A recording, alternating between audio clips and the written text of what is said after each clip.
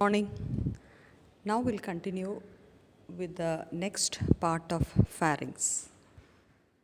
So we finished nasopharynx and now we are starting with oropharynx. So look at that figure. In that figure, you're seeing oral cavity.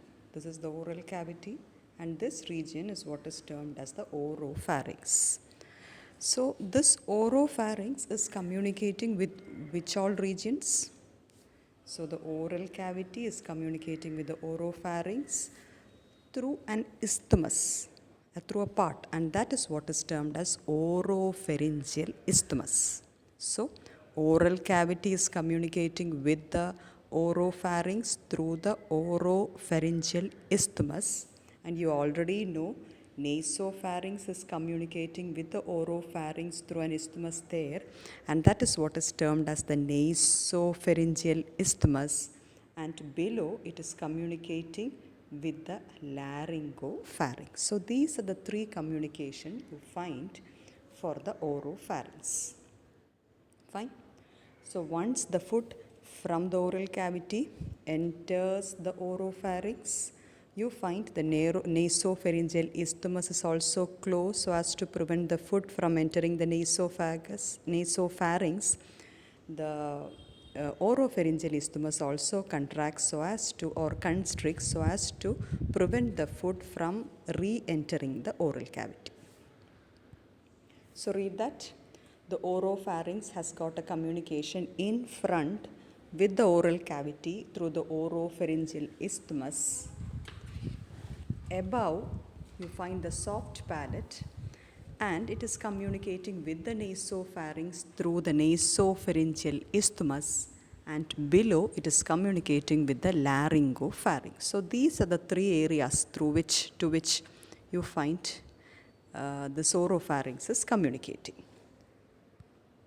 So now we go to the walls of the oropharynx. As mentioned earlier, any region will have a roof, a floor, an anterior wall, a posterior wall, and a lateral wall.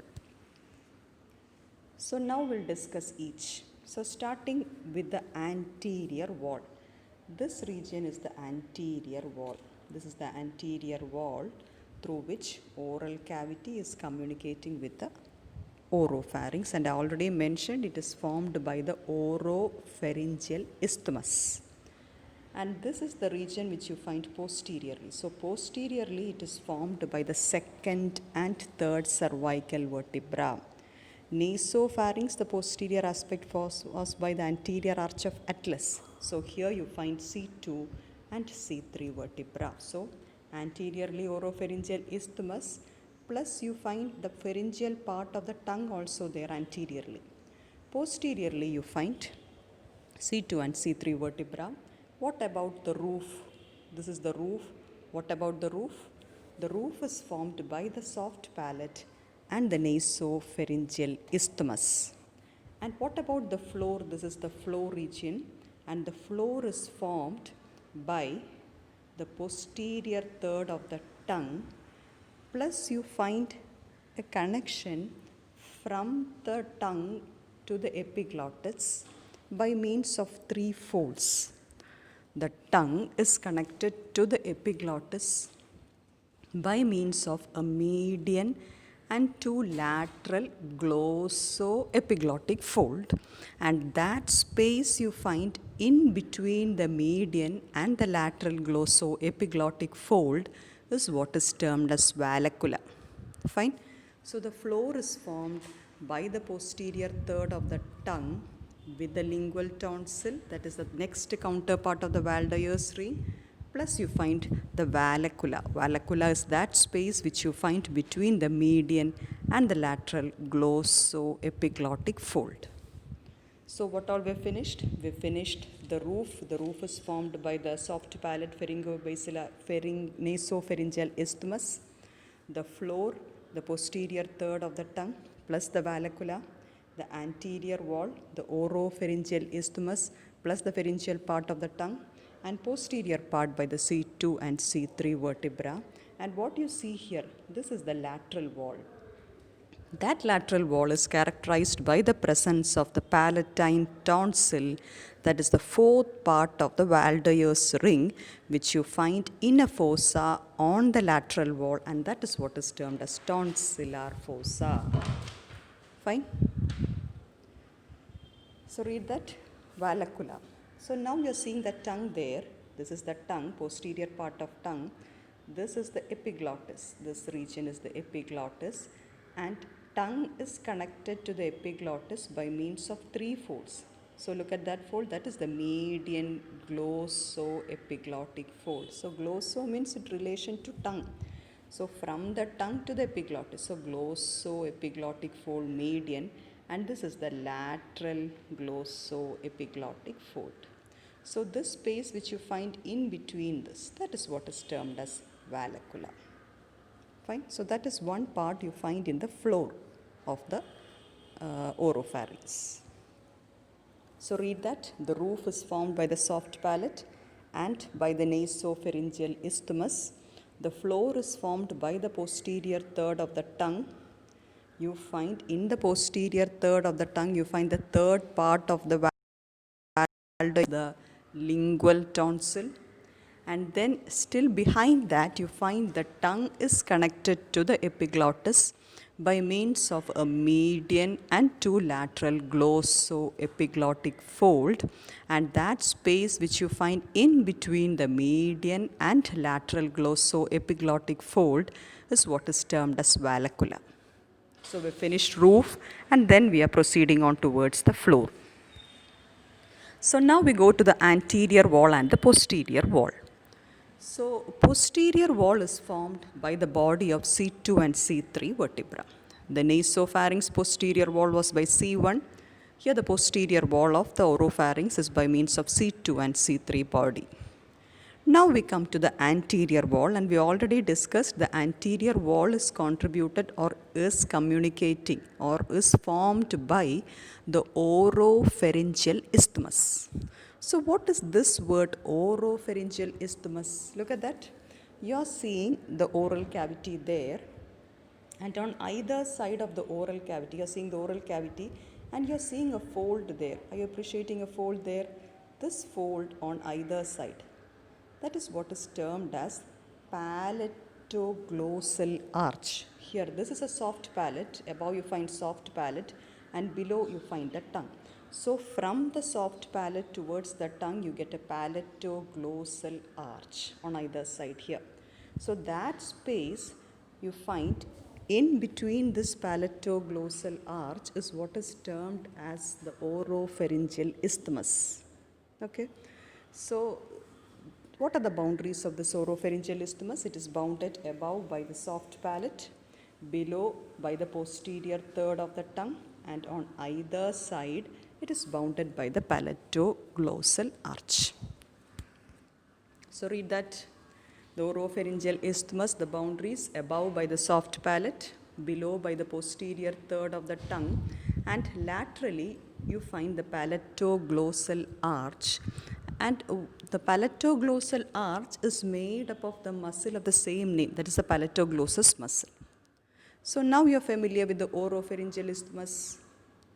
So now what all we finished? We finished the roof, we finished the floor, the anterior wall and the posterior wall, and what remaining is the lateral wall. So look at that lateral wall. The lateral wall is characterized by the presence of tonsillar fossa. That's very important, tonsillar fossa, so as to lodge the palatine tonsil. That is the fourth counterpart you find for Waldeur's ring. So 2 in the nasopharynx and 2 in the oropharynx, palatine tonsil. So this palatine tonsil is lying in the tonsillar fossa. So look at that. This is the tonsillar fossa. So this region, this is the tonsillar fossa, which is roughly triangular in shape, and it has got an apex here. So the apex of the tonsillar fossa is formed by the soft palate, and the base here, this is the base that is formed by the posterior third of the tongue. And this is the anterior wall. This part is the anterior wall. And what do you name that muscle? From the palate towards the tongue. So what do you call it? Palatoglossal arch containing the corresponding muscle, and the posterior wall is formed by the palatopharyngeus arch containing the corresponding muscle. So apex is soft palate, below the posterior third of the tongue. Anteriorly you find the palatoglossus or the palatoglossal arch, and posteriorly that is the palatopharyngeus muscle which produces an arch there, that is the palatopharyngeus.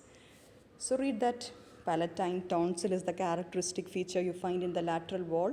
It lies in the tonsillar fossa. Apex is formed by the soft palate. In front, palatoglossal arch. Behind, the palatopharyngeal arch, and the base is formed by the posterior third of tongue. So with that, we finished the different walls and the communications of oropharynx. Hope it is clear to you. So shall we proceed on towards the next part, laryngopharynx? Okay. So this laryngopharynx is extending from the upper border of epiglottis to the lower border of cricoid cartilage. So look at that figure. In that figure, this is the laryngopharynx. So this is your epiglottis. So it is extending from the upper border of the epiglottis to the lower border of the cricoid cartilage, where it becomes continuous with esophagus. So I already told you this cricoid cartilage will be corresponding posteriorly to C6 vertebra. So oropharynx, the posterior wall was from C2, C3. So the rest other C4, C5, C6, that is the posterior wall you find for the laryngopharynx, otherwise termed as the hypopharynx. So remember, this laryngopharynx will be communicating through the oropharynx below to the esophagus. And one more thing is, this laryngopharynx in the anterior wall has got a deficit through which it communicates with the larynx. This is the larynx. In front you are seeing larynx, and this region is what is termed as laryngeal inlet. Okay. So in the anterior wall, this laryngopharynx will have a deficiency. That is what is termed as the laryngeal inlet, through which it communicates with the larynx. Of course, it's not communicating. When the food is passing, the laryngeal inlet will be well closed, but still you find that is a deficiency, or that is that part that is termed as the laryngeal inlet. So these are the three things: one with the oropharynx, below with the esophagus, and in front the anterior wall shows a deficiency. That is the starting point of larynx, laryngeal inlet. So now we come to the walls of the laryngopharynx or the hypopharynx. So look at that. So I told you it has got an anterior wall. Anterior wall in the upper part has got a laryngeal inlet, and below here you find this is the larynx. This is the larynx, and this is the posterior wall of the larynx. So in the posterior wall of the larynx, you are finding two cartilage. You learn later what is that cartilage. One is arytenoid cartilage, and second is a part of the cricoid cartilage. So this is the hypopharynx or laryngopharynx. So the anterior wall of this hypopharynx or laryngopharynx is contributed here by the laryngeal inlet, and below it is forming, or it is contributed by the mucosa covering the arytenoid cartilage and the cricoid cartilage. Fine. So this much, this is the anterior wall of the laryngopharynx. What about the posterior wall? This posterior wall is formed from C4, C5 and C6. And at the lower border of cricoid cartilage, this laryngopharynx will communicate down with the esophagus. And one more thing you have to note here is the lateral wall. In the lateral wall, that is lateral to the laryngeal inlet, you find a fossa in the lateral wall, and that is what is termed as piriform fossa. So once we go to see the figure, it will be clear to you. So you can remember an anterior wall, a posterior wall, and a lateral wall. Fine. So Anterior wall, I already told you. What are the things you find in the anterior wall? You find the epiglottis is there, or you find the laryngeal inlet is there. Below that, you find the cartilage, mucosa covering the arytenoid and the cricoid cartilage. So I was using the term laryngeal inlet. So you should be able to say the boundaries of the laryngeal inlet. So look at that figure. What you have seen is we have now cut across the posterior wall of the laryngopharynx so as to see the structures now on the anterior wall of the laryngopharynx. So what you see there, this is what is termed as the laryngeal inlet. So this laryngeal inlet is bounded anteriorly or in front by epiglottis, that is the epiglottis there. Are you seeing here? This posteriorly you find two cartilage there. That is what is termed as the arytenoid cartilage. So the fold which you find in between the two arytenoid cartilage, that is what is termed as interarytenoid fold. Okay, so anteriorly epiglottis or in front you find epiglottis, and posteriorly you find the interarytenoid fold of mucous membrane. So now what you call that fold which lies laterally extending from the epiglottis towards the arytenoid, you call it as aryepiglottic fold. Ary means arytenoid to epiglottis. So that is the aryepiglottic fold. So now say the boundaries of this laryngeal inlet. The laryngeal inlet is bounded in front by epiglottis, behind by the interarytenoid fold, and on either side by the aryepiglottic fold. So that is one part of the anterior wall. So what about the below part? Below the laryngeal inlet you find the mucosa covering the posterior surface of arytenoid and the cricoid cartilage. Okay. So now we come to the posterior wall. The posterior wall is formed by C3 to C6. So it's very easy to remember. Just remember the anterior wall of the laryngopharynx. The upper part you find the laryngeal inlet. The below part is actually the posterior wall of the larynx. So the posterior wall of the larynx is actually contributed by these two. One is the posterior surface of arytenoid and the cricoid cartilage. Fine. So that will form the anterior wall of the laryngopharynx. Hope it's clear to you. Okay. So now we come to the lateral wall. So on either side of the lateral wall, you find, or lateral to the laryngeal inlet, you find a fossa, and that is what is termed as the piriform fossa. So piriform fossa is something very important because of its some applied aspects. So just read the description there. What are the boundaries of the piriform fossa? It is bounded medially by the aryepiglottic fold and laterally by the mucous membrane covering the lamina of thyroid cartilage. You're confused, you are not getting it. So it will be clear once you see the figure. Shall we go to the figure? Okay. So look at that. Now we are going to view the piriform fossa. So what is this structure? This is the epiglottis. Are you seeing that? That is the epiglottis. And here you find the arytenoid cartilage. So here you find the interarytenoid mucosa. On either side you get the aryepiglottic fold. Fine, aryepiglottic fold. So now on either side of the laryngeal inlet you find a fossa, and that is what is termed as the piriform fossa. So now can we look at the boundaries of the piriform fossa? So this is the structure which you find medially. So medially it is bounded by the aryepiglottic fold. This is the structure which you find laterally. So laterally there you are seeing the thyroid cartilage and the mucosa will be covering on the inside. So what is the lateral relation? Laterally it will be bounded by the mucosa covering the thyroid cartilage. Fine. So medially aryepiglottic fold, and laterally you find the mucosa covering the thyroid cartilage. So these are the boundaries of the piriform fossa that you find on the lateral wall.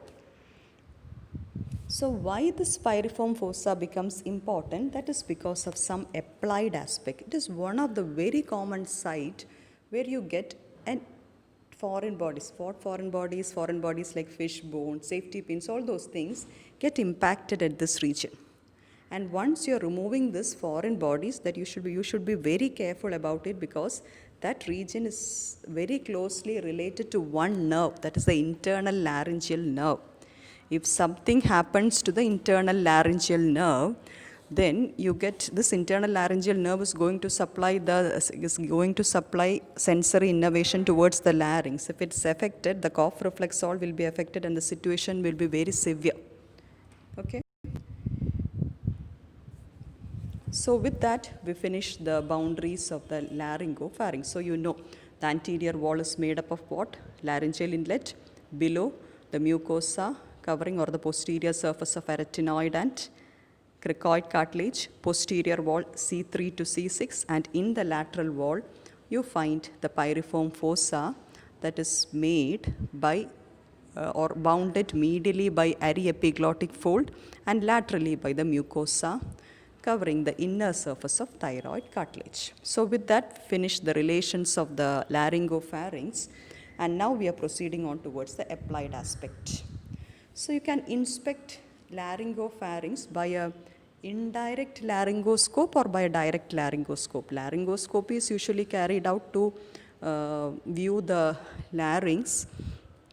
By an indirect laryngoscopy, what you do is you introduce a laryngoscopic mirror with a headlight, you focus it, and some abnormality in the larynx or laryngopharynx you should be able to make out. Direct one, it is directly done under anesthesia. That is the difference. Next is one structure we dealt with in the lateral wall of the oropharynx was tonsil, palatine tonsil. A large number of applied aspects are there in tonsil that you have to learn.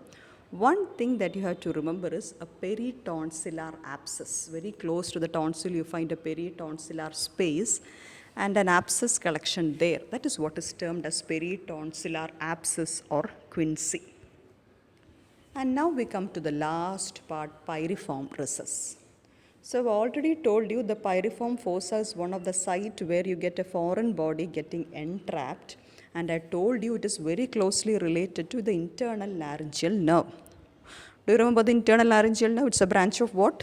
It's a branch of superior laryngeal nerve, which in turn is a branch of vagus. So what happens is internal laryngeal nerve will pierce the thyrohyoid membrane and then enter the piriform fossa and then proceeds on towards the larynx so as to give sensory innervation. So once you are removing the foreign body, you should take care not to injure this internal laryngeal nerve. And one more name of this piriform fossa is it is otherwise termed as a smuggler's fossa. Why? Because one common aspect we hear is the very precious stones like small diamonds will be kept in the piriform fossa and they regurgitate it, take them when needed for smuggling. So that's a very funny terminology, smuggler's fossa. And malignant tumors of the laryngopharynx are also very common in this region. So with that, we finish some of the applied aspects of oropharynx and the laryngopharynx. And so with that, we finish the topic pharynx. Now I want you to answer a few questions that I've given. So I think it's clear to you. So let me stop. Okay, thank you.